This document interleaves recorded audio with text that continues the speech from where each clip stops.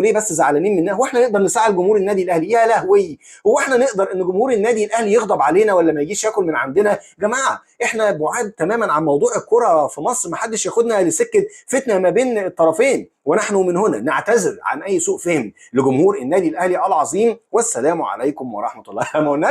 ما قلنا لكم من الاول، ما فيش غبي بيفهم ب 2 جنيه دراسه سوق ودراسه للماركت شير عندنا هنا في الدوري المصري بالنسبه للمعلنين اللي بيستهدفوا قطاع كره القدم، ومجنون الا ويعادي جمهور النادي الاهلي اللي بيمثل 90% من القطاع ده. النهارده يا جماعه يعجبني الزمن حينما يدور، والناس اللي كانت بتسقط على زيزو انه بالونه وجعان النهارده بيبوسوا ايد جمهور النادي الاهلي، عشان جمهور النادي الاهلي عرفهم اليومين اللي فاتوا دول مين اللي فعلا ممكن يبقى جعان كمان يومين. تمام كده؟ تمام. وليه ما حدش من الاعلام بيتكلم زي ما اتكلموا عن اعلان اتصالات؟ وفين هيئه الرقابه الاعلاميه؟ وفين الدعاوى القضائيه؟ حد اتكلم يا جماعه عن الاسقاطات اللي عملها محل الكشري؟ ما حدش